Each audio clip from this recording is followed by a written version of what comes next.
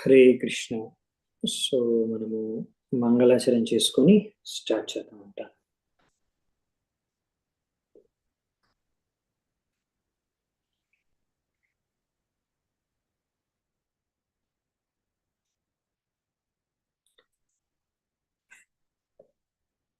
ఓం అజ్ఞానతిమిరాంధస్య జ్ఞానాంజనాశలాకయా చక్షోరున్మిళితం యేన తస్మై శ్రీగురవే నమః. శ్రీచైతన్యమనోభీష్టం స్థాపితం యేన భూతలే స్వయం రూపః కదా మహ్యం దదాతి స్వపదాంతికం.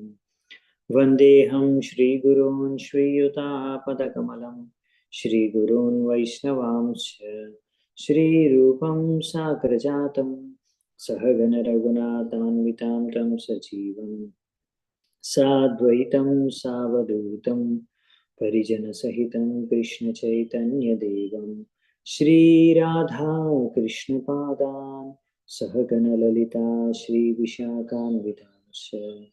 नमा ओं विष्णुपादाय कृष्णप्रेष्ठाय भूतले श्रीमते भक्तिवेदांत स्वामिनिते नामिने.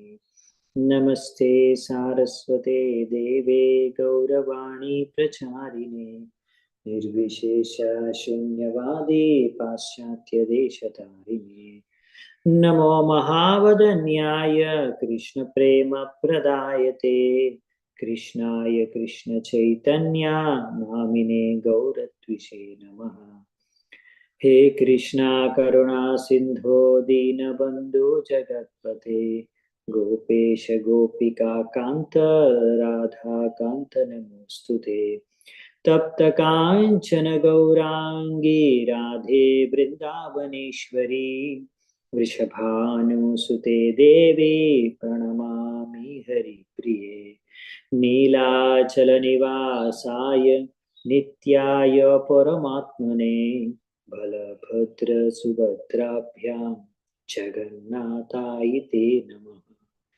वाञ्छाकल्पतरुभ्यश्च कृपा सिन्धुभ्य एव च पतितानां पावनेभ्यो वैष्णवेभ्यो नमो नमः. जय श्री कृष्ण चैतन्य प्रभु नित्यानंद श्री अद्वैत गदाधर श्रीवासादि गौर भक्त वृंद.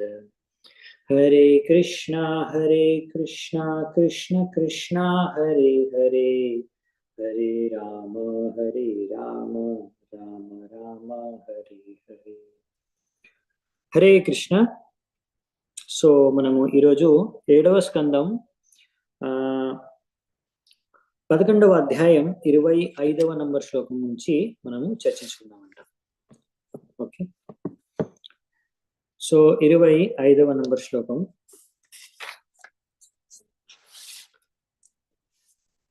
స్త్రీణాం చ పతి దేవానాం తచ్చుశ్రుషానుకూలత తద్బంధుష్వనువృత్తిశ్చ నిత్యం తద్వ్రతధారణం. సో ఇక్కడ 25 నుంచి 29 వరకు ఒక పతివ్రత స్త్రీ, పతివ్రత నారి ఎవరైతే తన భర్తనే దైవంగా భావించే పతివ్రత స్త్రీ వాళ్ళు గురించి ఇక్కడ ఇప్పుడు వర్ణిస్తారనమాట. సో ఈ విధంగా వాళ్ళ యొక్క లక్షణాలు ఏంటనేది ఇక్కడ వివరించారు. సో ఇలా తన భర్తకి సేవ చేసుకోవడం, ఎల్లప్పుడూ తన భర్తకి అనుకూలంగా నడుచుకోవడం, అనుకూలత ఇక్కడ రాసడానికి స్త్రీనాంచ పతి దేవానాం, పతి దైవం అనుకొని తచ్చుశ్రుషానుకూలత, అలాగే అనుకూలంగా ఎప్పుడు సేవ చేయడానికి రెడీగా ఉండడం. తద్బంధుష్వనువృత్తిశ్చ, అలాగే వాళ్ళ బంధువులు మిత్రులు వాళ్ళందరితో పట్ల కూడా సరిగ్గా వ్యవహరించడం. ఇంకా నిత్యం తద్వ్రతధారణం అంటే ఏవైతే భర్త ఏవైతే వ్రతాన్ని కానీ ఏదైతే సంకల్పాన్ని తీసుకున్నారో దానికి ఈమె కూడా అనుసరించడం అన్నమాట. ఈ విధంగా ఈ 4 ముఖ్యమైనవి. ఇవి కనుక ఎవరైనా స్త్రీ పాటిస్తే, భార్య పాటిస్తే, సో ఆమెను పతివ్రత నారి అనొచ్చు అనమాట, అంటారు. సో పతివ్రత నారి అంటే ఈ 4 విషయాలు చేయాలన్నమాట, పాటించాలి. అవును, ఇక్కడ అదే చెప్తున్నారు. సో అందుకనే ఒకవేళ వైవాహిక జీవితం చాలా శాంతిపూర్వకంగా గడవాలంటే ముఖ్యమైన విషయం ఇక్కడ చెప్తున్నారు. ఇలా స్త్రీ పతివ్రత అయి ఉండాలి. ఈ విధంగా తన యొక్క భర్తని అనుసరించాలి. ఒకవేళ అలా అనుసరించకుండా, భర్త చెప్పింది నేను వినను అని అనుసరించకుండా ఉంటే, మరి అలాంటప్పుడు వాళ్ళ యొక్క వైవాహిక జీవితంలో కలహం ఏర్పడుతుంది, గొడవలు స్టార్ట్ అవుతాయి, సమస్యలు మొదలవుతాయి, అలా అన్నమాట. అందుకనే చాణక్య పండితుడు ఈ విషయంలో ఒక సూచన ఇచ్చారు. ఏంటంటే, దాంపత్యో కలహో నాస్తి తత్ర శ్రీ స్వయమాగతః. సో ఎప్పుడైతే ఏ ఒక్క దంపతుల యొక్క జీవితంలో కలహో నాస్తి, ఏమాత్రం కలహాలు లేవు, భార్యాభర్తల మధ్యలో ఎటువంటి గొడవలు అయితే లేవో, అలాంటి ఇంటికి తత్ర శ్రీ స్వయం ఆగతః. శ్రీ అంటే ఇక్కడ లక్ష్మీదేవి స్వయంగా తనే వచ్చేస్తుందంట అలాంటి ఇంట్లోకి. సో ఈ విధంగా అందుకనే చిన్నప్పటి నుంచి కానీ ఎప్పుడైతే స్త్రీలకు అంటే అమ్మాయిలకి ఎప్పుడైతే ఎడ్యుకేషన్, విద్యాభ్యాసం, శిక్షణ, ట్రైనింగ్ ఎప్పుడైతే ఇస్తారో, అది ఇవ్వాలో, ఎటువంటి శిక్షణ ఇవ్వాలంటే ఇలా ఆమె భర్తతో అనుసరించుకునే విధంగా శిక్షణ, ట్రైనింగ్ అనేది ఇవ్వాలన్నమాట చిన్నప్పటి నుంచి. సో ఈ విధంగా ఈ పతివ్రత నారికి ఇది ముఖ్యమైన లక్షణం, ఇలా భర్తకు అనుగుణంగా నడుచుకోవడం. భగవద్గీతలో చెప్పారు, స్త్రీషు దుష్టాషు వార్ష్ణేయ జాయతే వర్ణ సంకర. ఒకవేళ స్త్రీలు కలుషితం అయిపోతే వారి నుంచి పుట్టే సంతానం వర్ణ సంకర, అటువంటి ప్రజలు పుడతారు. సో ఈ సమయంలో, ఆధునిక సమయంలో వర్ణ సంకర అంటే హిప్పీస్ ఎవరైతే ఉన్నారో, అమెరికాలో ప్రభుపాదులు వెళ్ళినప్పుడు చూశారు, ఎటువంటి నియమాలని పాటించరు. సో ఇటువంటి సంతానం, ఇటువంటి ప్రజల్ని వర్ణ సంకర అంటారు. ఇలాంటి జనాల్ని అంటే వాళ్ళు ఏ స్థలంలో ఉన్నారు, ఏ వర్ణానికి, ఏ ఆశ్రమానికి చెందిన వాళ్ళు, ఏది సరిగ్గా గుర్తించలేము వాళ్ళని. వీళ్ళు ఈ ఆశ్రమానికి, ఈ వర్ణానికి చెందిన వారు అని చెప్పలేము. ఎందుకంటే వర్ణాశ్రమం ప్రకారం సమాజంలో అందరినీ ఇలా మనం విభజించవచ్చు. ఎవరు బ్రాహ్మణులు, క్షత్రియులు, వైశ్య, శూద్రులు, ఎవరు బ్రహ్మచారి, గృహస్థ, వానప్రస్థ, సన్యాసం. కానీ ఇలా వర్ణ సంకరతో నిండుకున్న సమాజంలో మనం అలా వారిని విభజించలేము. వాడు క్షత్రియుడు, బ్రాహ్మణుడు, బ్రహ్మచారి, అలా ఏవి కూడా మనం విభజించలేము. కాబట్టి ఎవరు ఏంటి, అవునా, అలా ఎవరు ఏంటి అనేది తెలియదు. ఎవరు ఏంటి అని తెలియనప్పుడు ఎవరు ఏం చేస్తున్నారు, ఎవరు ఏం చేయాలి ఎవరికి తెలియదు. సో ఎవరికి ఏది పడితే చేస్తే శాంతి అనేది సమాజంలో ఉండదు. ఇంకా ఎటువంటి ఆనందం ఈ భౌతిక ప్రపంచంలో ఉండదు. అంటే భౌతిక ప్రపంచంలో కూడా మీరు కొంచెమైనా శాంతి, సమృద్ధి, ఆనందం ఇవి కావాలంటే ఈ వర్ణాశ్రమం అనేది సమాజంలో ఇది చాలా అవసరం, అనుసరించడం వర్ణాశ్రమ ధర్మాన్ని సమాజం అంతటా. సో ఈ విధంగా ఇప్పుడు ఈ విధంగా వర్ణాశ్రమం ఎందుకు అవసరం అంటే, ఈ విధంగా ఒక వ్యక్తి తన లక్షణాలని, గుణాలని మనం గుర్తించగలిగితే తద్వారా అతనికి ఆ విధంగా విద్య, ట్రైనింగ్, శిక్షణ అన్ని ఇవ్వచ్చు అనమాట, జ్ఞానం. సో అతన్ని గుర్తిస్తే కదా, అతను బ్రాహ్మణుడు అయితే బ్రాహ్మణుడిగా అతన్ని శిక్షణ ఇవ్వచ్చు వాడికి. అలాగే అతను అప్పుడు ఆధ్యాత్మికంగా కూడా అతను ఎదగగలడు సహజంగా. Then spiritual advancement will automatically possible. ఎందుకంటే అతను గుణ కర్మ అనుసారంగా అతను కార్యాలు చేస్తూ భగవంతుడి యొక్క సంతుష్టి విధానం కోసం చేయగలడు. ఓకే, నెక్స్ట్ వచ్చేసి 26 ఇంకా 27. సమ్మార్జనోపలేపాభ్యాం గృహమండనావర్తనైః స్వయం చ మండితా నిత్యం పరిమృష్టా పరిచ్ఛదా కామైరుచ్చావచై సాధ్వీ ప్రశ్రయేనాధమేన చ వాక్యై సత్యై ప్రియై ప్రేమ్నా కాలే కాలే భజేత్పతిం. సో ఈ విధంగా పతిదేవుణ్ణి ఎలా పూజ చేయాలి, ఎలా చూసుకోవాలి, ఎలా వ్యవహరించాలి ఒక పతివ్రత నారికి తన భర్తతో అనే విషయాన్ని ఇక్కడ వర్ణించారు. అనువాదం. సో ఇలా పతివ్రత నారి సరిగ్గా ఆమె వస్త్రాలు ధరించి సరిగ్గా అలంకరించుకోవాలి. తన భర్త యొక్క ఆనందం కోసం ఆమె ఆ విధంగా రకరకాల ఆభూషణాలు, బంగారు ఆభరణాలు వేసుకుని అలంకరించుకోవాలి. ఇలా ఎప్పుడు కూడా పరిశుభ్రమైన వస్త్రాల్ని ధరించాలి, ఆకర్షణీయమైన వస్త్రాల్ని ధరించాలి. ఇంకా తన ఇంటిని ఎప్పుడు పరిశుభ్రంగా ఉంచుకోవాలన్నమాట. క్లీన్ చేసి ఎప్పుడు క్లీన్గా ఉంచుకోవాలి మొత్తం. అలాగే ఇంట్లో ఏమేమి అవసరమో అలాంటి వస్తువులన్నీ కూడా సంగ్రహించి, ఇంకా ఇల్లుని పూలతో అలా పరిమళాలతో అలంకరించి అలా ఇంటి వాతావరణాన్ని ఇంట్లో క్రియేట్ చేసి పెట్టాలన్నమాట. అలా అయితే తన భర్త ఏది కావాలో, ఏది కోరుకుంటున్నాడో అది ఆమె చేసి ఆయనను సంతృప్తిపరచాలి.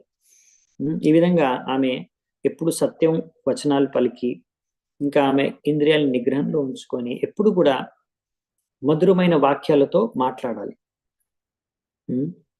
సో ఈ విధంగా ఎంతో ప్రేమతో, సమయానుసారంగా, సందర్భానుసారంగా తన భర్తకి సేవ ప్రేమపూర్వకంగా చేసుకోవాలి. ఇది పతివ్రత నారి యొక్క లక్షణాలు. ఎలా నడుచుకోవాలి ఒక పతివ్రత నారి అంటే ఎవరు, ఎలా ఉండాలి, ఎలా వ్యవహరించాలి అనే విషయాలు ఇక్కడ శ్రీమద్ భాగవతంలో తెలియజేస్తున్నారు. నెక్స్ట్ వచ్చేసి 28వ శ్లోకం. సంతుష్టాలోలుపాధక్ష ధర్మజ్ఞా ప్రియ సత్యవాక్ అప్రమత్తా శుచి స్నిగ్ధా పతిం అపతితం భజేత్. ఇక్కడ ఇంకొకటి ఏం చెప్తున్నారంటే, ఎవరైతే పతివ్రత నారి ఉన్నారో ఆ పతివ్రత స్త్రీ భార్య ఎప్పుడు కూడా ఎక్కువగా లోభం ఉండకూడదు, అత్యాశ ఉండకూడదు. అన్ని సందర్భాల్లో ఆమె సంతృప్తి చెంది ఉండాలి. ఈ విధంగా ఇంట్లో పనులన్నీ కూడా చాలా దక్షతతో అన్ని కూడా హ్యాండిల్ చేయగలగాలి. అన్ని పనులు, ఇంట్లో పనులన్నీ వచ్చి ఉండాలి, చేయగలిగి ఉండాలి. అలాగే ధర్మం గురించి, ధర్మాన్ని ఎలా అనుసరించాలో ఈ విషయాల్లో కూడా ఆమెకి సంపూర్ణమైన జ్ఞానం ఉండాలి. సో ఎంతో మధుర వచనాలతో, సత్యవచనాలతో మాట్లాడి ఇంకా ఎంతో జాగ్రత్త ఉండాలి, పరిశుభ్రత, శుద్ధత మెయింటైన్ చేయాలి. ఈ విధంగా ఒక పతివ్రత నారి ఎప్పుడు కూడా ఎంతో ఆప్యాయతతో తన భర్తకి సేవ చేసుకోవాలి. ఎవరైతే పతితుడు కాదు. అపతితత్ భజేత్, పతిం అపతితత్ భజేత్ అంటే ఎవరైతే పతితుడు కాదు అంటే భర్తకు కూడా కొన్ని లక్షణాలు ఉండాలన్నమాట. అవి ఏంటో కూడా కొంచెం చెప్తారు ప్రభుపాల్ గారు. ఇంకో చోట ఎక్కువ, వేరే చోట ఇంకెక్కువ చెప్తారు కానీ ఇక్కడ కొద్దిగా ఉంది. సో ఇప్పుడు యజ్ఞవాల్కే యొక్క ఆదేశానుసారంగా ఎవరైతే ఆయన ఒక అథారిటీ, ఆయన ఏం చెప్తున్నారంటే దీనికి సంబంధించిన కొన్ని విషయాలు. అశుద్ధే సంప్రతిక్ష్యో హి మహాపాతక దూషిత అంటే ఒకవేళ ఇలా దశవిధ సంస్కారాల ద్వారా ఎవరైతే శుద్ధి చెందలేదో అలాంటి వారు ఎన్నో రకాల పాపకర్మాల యొక్క ఫలితాల కారణంగా ఎంతో దూషితమై ఉన్నవారంట.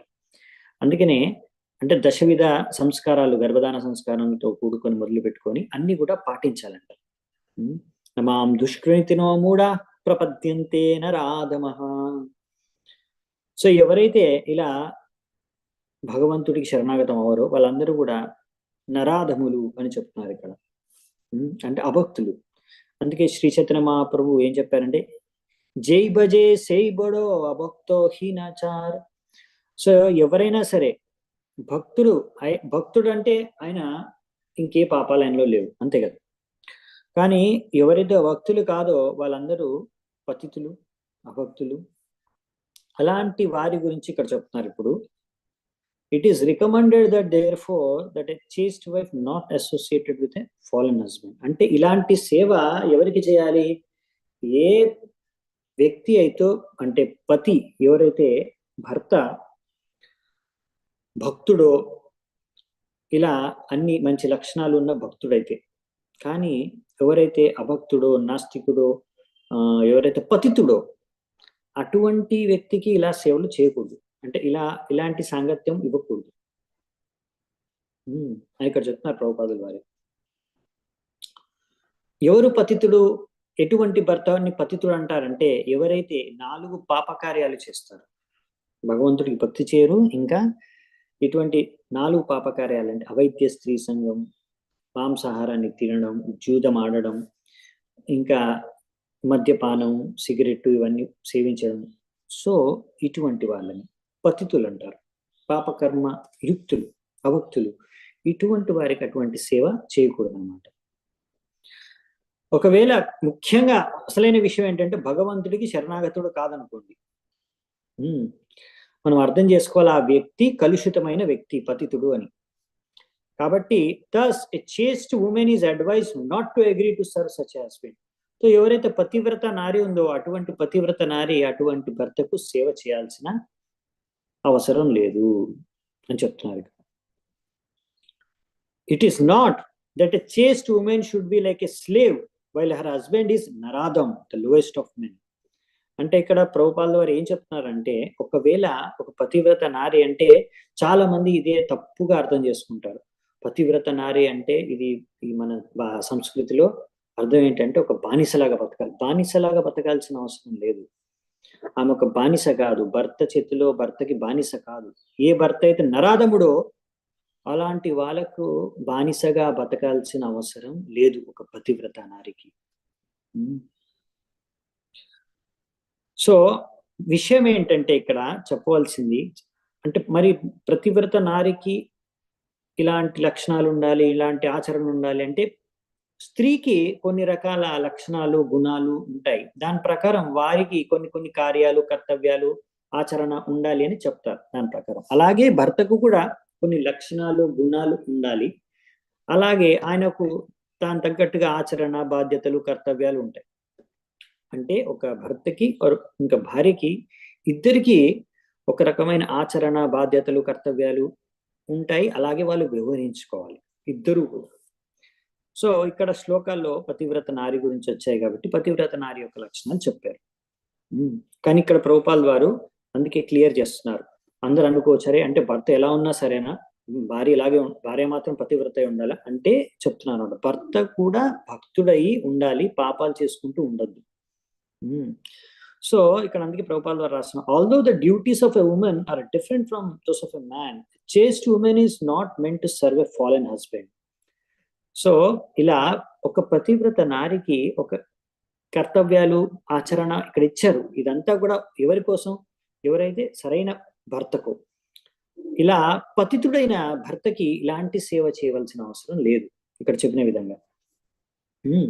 ఒకవేళ అలాంటి పతితుడైన భర్త అయితే ఇక్కడ ప్రభుపాల్ వారు రాస్తున్నారు, it is recommended that she give up his association. అటువంటి పతితుడైన భర్త యొక్క సాంగత్యం చేయకూడదు అని. అంటే అంటే ఇతన్ని డివోర్స్ ఇచ్చేసి ఇతన్ని వదిలేసి ఇంకో పెళ్లి చేసుకోమంటారా ప్రభుపాదు? అలా అనట్లేదు. Giving up the association of her husband does not mean however that a woman should marry again and thus indulge in prostitution. అలా భర్తను వదిలేసి ఇంకొకరితో తిరగమని లేకపోతే ఇంకొకరితో పెళ్లి చేసుకోమని చెప్పట్లేదు. ఇక్కడ ఒక వైశ్యలాగా బతకమని చెప్పట్లేదు. ఒకవేళ దురదృష్టవశాత్తు ఇలాంటి ఒక పతివ్రత నారి ఒక పతితుడైన వ్యక్తిని పెళ్లి చేసుకొని భర్తగా పొందితే అప్పుడు ఆయనకు దూరంగా ఉండి బతకాలి.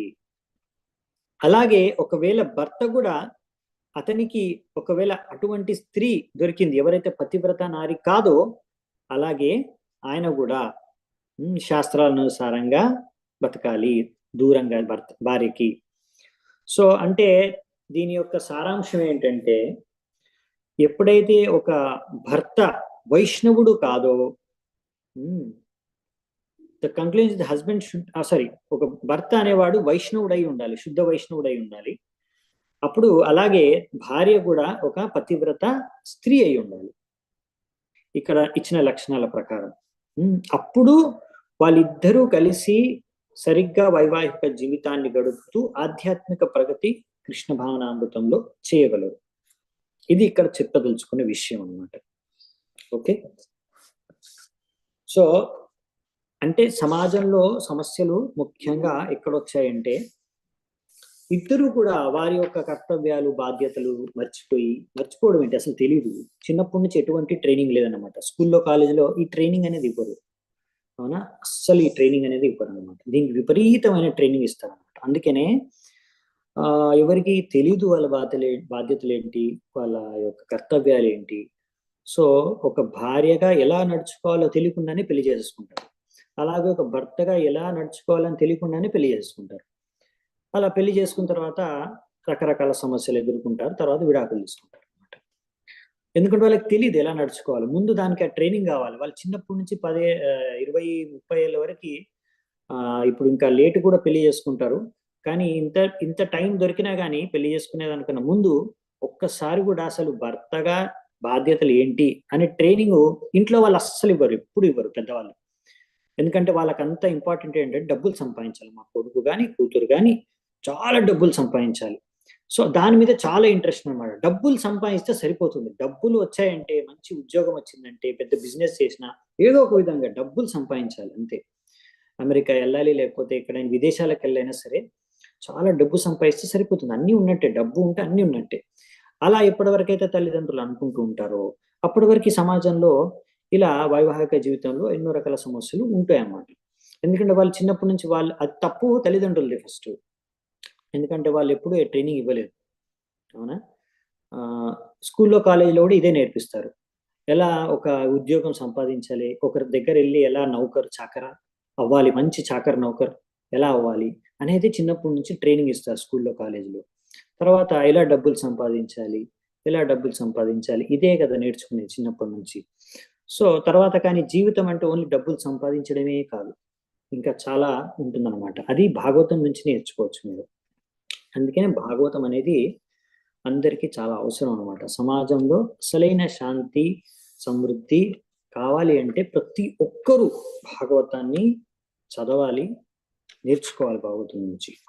29వ శ్లోకం. యాపతిం హరి భావేన భజేత్ శ్రీర్ ఇవ తత్పరా హరి ఆత్మనా హరేర్లోకే పత్యా శ్రీరివ మోదతే. సో ఈ విధంగా ఒక స్త్రీ ఎవరైతే తన యొక్క పతికి ఇలా తన భర్తకి సేవ చేసుకుంటుందో, అంటే ఎలాగైతే లక్ష్మీదేవి అడుగుజాడల్లో లక్ష్మీదేవి ఎలా నారాయణుడికి సేవ చేసుకుంటుందో, అలా ఒక స్త్రీ కూడా తన యొక్క భర్తకి సేవ చేసుకుంటే ఆమె తప్పకుండా, ఎందుకంటే తన భర్త కూడా భక్తుడు. అంటే ఇక్కడ సేవ చేసుకునేది అంటే భర్తకి, ఎటువంటి భర్తకి? భక్తుడైన భర్తకి, శుద్ధ భక్తుడైన భర్తకి. అటువంటి భర్తకి సేవ చేసుకుంటే ఆ భర్తతో పాటే ఆమె కూడా భగవద్ధామానికి తిరిగి వెళ్ళిపోయి వైకుంఠ లోకాల్లో ఆమె ఆనందంగా నివసిస్తుందంట. సో ఇదన్నమాట విషయం. ఎందుకు పతికి సేవ చేసుకోవాలంటే పతి భక్తుడై ఉండాలి ఫస్ట్ ఆఫ్ ఆల్. అది చాలా ఇంపార్టెంట్. అందుకే ప్రభుపాద క్లారిఫై చేశారు. చాలా మంది ఆ పాయింట్ కి క్లారిటీ ఉండదు. భర్త ఎలా ఉన్నా సరే భార్య మాత్రం పతివ్రత నారి ఇలా అన్ని లక్షణాలు అయి ఉండాలి. అలా కాదనమాట. భర్త కూడా కొన్ని లక్షణాలు ఉండాలి. ఆయన కూడా శుద్ధ భక్తుడై ఉండాలి. ఆయన కూడా భగవంతుడి యొక్క భక్తుడే కాకుండా అన్ని నియమాలు అన్ని పాటించాలి. అలా ఇంకా అన్ని పాపాలు నుంచి ముక్తుడై ఉండాలి. సో తద్వారా ఆయన బాధ్యతలు ఆయన సరిగ్గా నిర్వహించాలి. సో ఇలా లక్ష్మీ దేవి యొక్క అడుగుజాడల్లో నడుచుకోవాలని చెప్తున్నారు ఒక స్త్రీకి. లక్ష్మీ సహస్ర శతసం బ్రహ్మసేవ్యమానాం. సో వైకుంఠ లోకాల్లో విష్ణువుని ఇలా ఎంతో మంది లక్ష్ములు గోలోక బృందావనంలో కృష్ణుని పూజ చేసుకుంటారు, అవునా? సో వీళ్ళందరూ కూడా గోపికలు, వీళ్ళందరూ కూడా లక్ష్మీదేవి, వారికి సమానం. సో ఈ విధంగా లక్ష్మీదేవి ఎలా సేవ చేసుకుంటుందో భగవంతుడు ఆ సేవ చేసుకోవాలి. కానీ అలాగే ప్రభుపాద వాళ్ళు మళ్ళీ రాస్తున్నారు అందుకే తాత్పర్యంలో, ఒక భర్త కూడా, పురుషుడు కూడా అలాగే భగవంతుడి యొక్క ఉత్తమ సేవకుడై ఉండాలి. ఎలాగైతే ఇక్కడ ఒక స్త్రీని చెప్తున్నారో లక్ష్మీదేవి లాగా ఉత్తమంగా సేవ చేసుకోవాలని భర్తకి, అలాగే ఆ భర్త కూడా భగవంతుడికి ఒక ఉత్తమ సేవకుడై ఉండాలి. సో ఈ విధంగా భార్యాభర్తలు ఇద్దరు కూడా ఒకవేళ శ్రద్ధాపూర్వకంగా ఇద్దరు కూడా వివరిస్తే ఒకరి పట్ల ఒకరు, అప్పుడు ఇద్దరు కూడా కలిసి భగవద్ధామానికి తిరిగి వెళ్ళడంలో ఏమాత్రం సందేహం లేదని చెప్తున్నారు. దీనికి సంబంధించి మధ్వాచార్యులు తన ఒక అభిప్రాయాన్ని వ్యక్తం చేస్తారు ఇక్కడ. సో అందుకనే ఈ యొక్క భార్య అనేది భర్తని ప్రత్యక్ష దైవంగా కొలవాలి. ఎలాగైతే ఒక శిష్యుడు తన గురువుని ప్రత్యక్ష దైవంగా కొలుస్తాడు, అంటే గురువు భగవంతుడు కాదు, కానీ భగవంతుడి యొక్క ప్రతినిధి. అవునా? సాక్షాత్ హరిత్వేన, సహస్రాలన్నీ ఏం చెప్తున్నాయి? సాక్షాత్ హరిత్వేన సమస్త శాస్త్రే. తో అలాగే ఎలాగైతే ఒక శిష్యుడు గురువుని కొలుస్తాడో, అలాగే గురువుకు సేవ చేసుకుంటాడో, ఎలా గురువుని భగవంతుడి యొక్క ప్రతినిధిగా చూస్తారో, అలాగే పతి భర్తను కూడా భార్య అలాగే చూసి అనుసరించాలి, సేవ చేసుకోవాలి. సో ఈ విధంగా చెప్తారనమాట. ఎలాగైతే ఒక శూద్రుడు బ్రాహ్మణుణ్ణి దైవంతో సమానంగా కొలుస్తారో ఆ విధంగా, ఎలాగైతే ఒక దాసుడు తన యొక్క ప్రభువుని కొలుస్తారో ఆ విధంగా, ఈ విధంగా ఎవరైనా సరే భగవంతుడి యొక్క భక్తులుగా మారచ్చు. అంటే ఈ విధంగా, అంటే ఎవరైతే భక్తులు, ఆ గురువే అయినా కానీ భర్త భక్తుడు, ఆయన అనుసరించి ఆయనకు సేవ చేసుకుంటే ఆమెలో కూడా భక్తిలో భార్య కూడా ముందుకెళ్ళి భగవద్ధామానికి వెళ్తుంది. అలాగే అందరూ శిష్యులు కానీ, శూద్రులు కానీ, ఏ సేవకులైనా కానీ, సో ఎవరినైతే మంచి శుద్ధ భక్తులకు సేవ చేసుకుని అనుసరిస్తే, వాళ్ళు బ్రాహ్మణులే కానివ్వండి, శుద్ధ భక్తులే కానివ్వండి, అప్పుడు వాళ్ళు కూడా భగవద్ధామానికి తిరిగి వెళ్ళొచ్చు, భక్తులుగా మారచ్చు అనేది ఇక్కడ చెప్పే ఉద్దేశం అన్నమాట. ఓకే, సో ఇక్కడ వరకు ఈ శ్లోకాల వరకు యాక్చువల్లీ ఈ పతివ్రత స్త్రీ ఎలా ఉండాలి అనే విషయం గురించి ఇక్కడ చర్చించడం అనేది జరిగిందనమాట. సో అందుకనే చాలా మందికి దీనిపైన ప్రశ్నలు ఉంటాయి. ఇక్కడ చాలా క్లియర్గా ప్రభుపాద వారు తాత్పర్యంలో విషయాల్ని సూచించారనమాట. ఓకే, సో నెక్స్ట్ వచ్చేసి 30వ నంబర్ శ్లోకం. వృత్తి సంకరజాతీనాం తత్తత్ కులకృత భవేత్ అచౌరాణాం అపాపానాం అంత్యాజాంతే వసాయినాం. సో ఈ విధంగా ఇప్పుడు శంకర జాతి అంటే మిక్స్డ్ క్లాసెస్ అన్నమాట. ఇందులో ఈ శంకర జాతిలో అంటే వీళ్ళలో కూడా రకరకాలు ఉన్నారంట. ఆ వెరైటీస్ ఇక్కడ ఎక్స్ప్లెయిన్ చేస్తున్నారు ఇప్పుడు. సో ఈ శంకర జాతిలో మిక్స్డ్ క్లాసెస్ అంటే ఏం లేదు, బేసికలీ ఇప్పుడు బ్రాహ్మణుడు బ్రాహ్మణుడికి పెళ్లి చేసుకోవాలి, క్షత్రియుడికి పెళ్లి చేసుకోవాలి. అలా కాకుండా డిఫరెంట్ గా పెళ్లి చేసుకొని అందులోంచి ఇంకా సరిగ్గా సంస్కారాలు పాటించకుండా అలాగా డిఫరెంట్ కేటగిరీస్ లో డిఫరెంట్ గా ఎవరైతే సంతానం పొందుతారో వాళ్ళందరూ శంకర జాతి. సో అంటే వీళ్ళందరూ కూడా ఈ 4 వర్ణాశ్రమాలకు బయట ఉంటారు. సో ఇందులో ఎవరైతే దొంగలు కాదో వాళ్ళని అంతేవసాయి లేకపోతే చండాలులు అంటారు అనమాట. So and they also have their, వాళ్ళకి కూడా కొన్ని రకాల కట్టుబాట్లు ఉంటాయంట. అవి ఏంటో చూద్దామంట మెల్లిగా.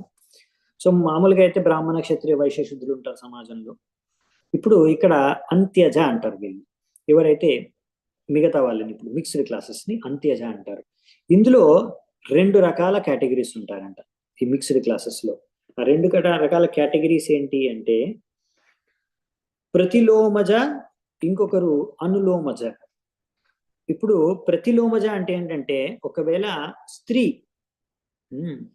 స్త్రీ వచ్చేసి ఆమె ఎవరైనా తక్కువ కులం, ఆమె కన్నా తక్కువ కులమైన వ్యక్తిని, కులం అన్నది ఇక్కడ యాక్చువల్లీ తక్కువ వర్ణ, అంటే ఇప్పుడు బ్రాహ్మణ, నెక్స్ట్ క్షత్రియ, నెక్స్ట్ వైశ్య, తర్వాత శూద్రం అంటారు. ఇలా 4 వర్ణాలు ఉంటాయి కదా. అంటే బ్రాహ్మణ స్త్రీ ఒకవేళ క్షత్రియుని పెళ్లి చేసుకున్నా, లేకపోతే వైశ్యుని పెళ్లి చేసుకున్నా, శూద్రుని పెళ్లి చేసుకున్నా, అలాగే క్షత్రియ స్త్రీ లేకపోతే వైశ్యుని లేకపోతే శూద్రుని పెళ్లి చేసుకున్నా, ఇలాంటి వివాహం ని ప్రతిలోమ అంటారు.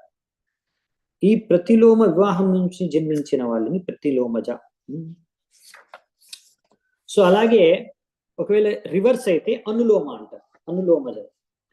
సో రివర్స్ అంటే స్త్రీ తక్కువ వర్ణ, పురుషుడు వచ్చేసి హయ్యర్ వర్ణ, ఎక్కువ వర్ణ వాళ్ళు. అలా చేసుకుంటే అప్పుడు దాన్ని అనులోమజ అనులోమ అంటారు. సో ఇందులో నుంచి పుట్టిన ఎవరైతే వ్యక్తులు ఉంటారో వాళ్ళకి కొన్ని కొన్ని ఇవి ఉంటాయి, కర్తవ్యాలు లేకపోతే పనులు ఉంటాయి చేసుకోవడానికి. ఎలాగంటే బార్బర్స్ వీళ్ళు కేటగిరీకి వస్తారంట.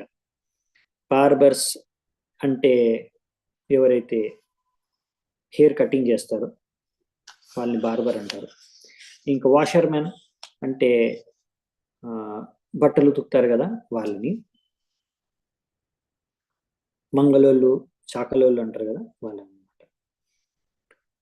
ఇంకా అంత్యజ, అమాంగ్ అంత్యజ, ఇంకా అంత్యజ అంటే who are still, those who are still somewhat pure in that they do not steal. So వీళ్ళందరూ అంత్యజ అని. అంత్యజలో ఎవరైతే దొంగతనాలు చేయరో, ఇంకా మాంసాహారం చేయకుండా, మద్యపానం చేయకుండా, అవైద్య స్త్రీ సంఘం చేయకుండా, ద్యూదమాడకుండా, ఇవన్నీ ఇలా పాటించే కొంత కేటగిరీ కూడా ఉంటారండి మిక్స్డ్ దాంట్లో. వాళ్ళనే అంతేవసాయి అంటారు. సో ఇలా డిఫరెంట్ కేటగిరీస్ ఉన్నాయి. సో ఇలాంటి లోవర్ ఇలాంటి వర్ణాల్లో మామూలుగా ఇలా ప్రతిలోమ, అనిలోమ, ఇంకా వీళ్ళలో కూడా అన్ని ఇంటర్ మ్యారేజ్లు, ఇంకా మద్యపానం సేవించడం అనేవి, ఇవన్నీ కూడా వీళ్ళ యొక్క కట్టుబాట్లలో, పద్ధతుల్లో ఉంటాయన్నమాట. సో ఎందుకంటే వాళ్ళు ఇటువంటి మద్యపానం సేవించడం అటువంటి వాటిని వాళ్ళు పాపాలుగా పరిగణించరు, పాపకార్యాలు. ఓకే. సో నెక్స్ట్ 31వ శ్లోకం. ప్రాయ స్వభావ విహితో నృణాం ధర్మో యుగే యుగే వేద దృగ్భి స్మృతో రాజన్ ప్రేత్యచేహ చ శర్మకృత్. సో ఇక్కడ ఏం చెప్తున్నారంటే, హో నా ప్రియమైన రాజా, బ్రాహ్మణులు ఎవరైతే వైదిక జ్ఞానంలో నిపుణులు, వాళ్ళు ఏం చెప్తున్నారంటే ప్రతి యుగంలో కూడా వారి ఇలాంటి అలా వేరు వేరు రకరకాల వ్యక్తుల కోసం వాళ్ళు ఎలాంటి గుణకర్మలతో యుక్తమై ఉన్నారో, conduct of different sections of people according to their material modes of nature is auspicious both in this life and death, after death. So వాళ్ళు వాళ్ళ యొక్క గుణకర్మల ప్రకారం కార్యాలు చేసుకుంటూ వెళ్తే అది వాళ్ళకి మంగళదాయకం ఈ జీవితంలో, మృత్యు తర్వాత కూడా. శ్రేయాన్ స్వధర్మో విగుణః పరధర్మాత్ స్వనుష్ఠితాత్. సో చెప్పేది ఏంటంటే, కృష్ణుడు అదే చెప్పారు భగవద్గీతలో. అంటే మీరు మీ గుణకర్మల అనుసారంగా మీరు కర్తవ్యాలు తెలుసుకొని, కార్యాలు తెలుసుకుని, ఏం చెయ్యాలనే విషయాన్ని తెలుసుకొని, నేను ఎవరిని ఏ వర్ణదాశ్రమానికి చెందినవాడిని అని తెలుసుకొని, దాని ప్రకారం మళ్ళీ ఇవన్నీ కూడా గుణకర్మల ప్రకారం తెలుసుకొని పాటించాలంట. ఎలాగైతే అప్పుడు వేరే వాళ్ళ యొక్క కార్యాలు, కర్తవ్యాలు మనం చేస్తే అది తప్పు, అందులో ఫాల్ట్ ఉంది. సో అంత్యజ, ద అంత్యజాస్ ఇందులో అంటే లోవర్ వర్ణ వాళ్ళందరూ కూడా, ఇంకా లోవర్ క్లాస్ వాళ్ళు, వీళ్ళు తాగుతారు, మద్యపానం చేస్తారు, ఇవన్నీ 4 పాపకార్యాలు చేస్తారు. కానీ వాళ్లకు అలాంటి జాతిలో ఉన్న వాళ్ళందరినీ, అలాంటి క్లాసెస్ లో ఉన్న వాళ్ళందరినీ, అది వాళ్ళు చేసే కార్యాలు అది వాళ్ళకి పాపాలు కావాలన్నమాట. ఎందుకంటే వాళ్ళ ఆ లెవెల్ ఆఫ్ చేతనలో ఉన్నారు కాబట్టి. అంటే ఎలాగంటే, ఒక పులి ఉంది, పులి మనిషిని చంపితే అది పాపం కాదు. కానీ ఒకవేళ మనిషి ఇంకొక మనిషిని చంపితే అది చాలా పాపకార్యం. అటువంటి వాడికి ఉరిశిక్ష పడుతుంది. సో ఈ విధంగా ఎవరైతే పశువులు ఎలా వ్యవహరిస్తారో మనుషులు కూడా మనిషి సమాజంలో అలా వ్యవహరించలేరు. సో పశువులకి వేరే నియమాలు ఉన్నాయి, మనుషులకి వేరే నియమాలు ఉన్నాయి. అలాగే మనుషుల్లో కూడా ఇలా పైన 4 వర్ణాలకి ఒక రకమైన పద్ధతులు, నియమాలు ఉన్నాయి వైదిక శాస్త్రాలు. అలాగే ఇలాంటి అంత్యజ అనే మిక్స్డ్ క్లాసెస్ శంకర జాతి వాళ్ళందరికీ కూడా వాళ్ళ ప్రకారం కొన్ని పద్ధతులు, కట్టుబాట్లు ఉంటాయి. అందులో మద్యపానం ఇవన్నీ కూడా పాపాలుగా పరిగణించరు. ఓకే, నెక్స్ట్ 32వ శ్లోకం. వృత్యా స్వభావకృతయా వర్తమానస్వకర్మ కృత్ హిత్వా స్వభావజం కర్మ శనైర్నిర్గుణతాం. సో ఒకవేళ ఒక వ్యక్తి ఈ విధంగా తన యొక్క స్థానం అర్థం చేసుకుని నేను ఎవరైనా దాని ప్రకారం ఒకవేళ ఆయన నడుచుకుంటే అప్పుడు ఆయన మెల్లిగా మెల్లిగా ఈ 3 గుణాల ఏదైతే క్లాసిఫికేషన్ ఉందో యొక్క విభాజనలో ఆయన మెల్లిమెల్లిగా ఎదుగుతాడు. గ్రాడ్యువల్ గా ఆయన ముందుకు వెళ్ళి నిష్కామ స్థాయికి చేరుకోగలడు. సో ఈ విధంగా ఎవరైనా సరే తన యొక్క కర్తవ్యాలు, కార్యాలు మెల్లిగా వదులుకుంటూ భగవంతుడి సేవ చేయడానికి ప్రయత్నించినప్పుడు మళ్ళీ అతను ఈ విధంగా అతని యొక్క అసలైన స్థితిలో చేరుకుంటారనమాట. అప్పుడు నిష్కామ అంటే సంపూర్ణంగా భౌతిక కోరికల నుంచి ముక్తులవుతాడు వ్యక్తి. నెక్స్ట్ 33, 34. ఉప్యమానం ముహు క్షేత్రం స్వయం నిర్వీర్యతామియాత్ న కల్పతే పునః సూత్యై ఉక్తం బీజం చ నశ్యతి ఏవం కామాశ్రయం చిత్తం కామానామతి సేవయా విరజ్యేత యథా రాజన్ అగ్నివత్ కామ బిందుభిః.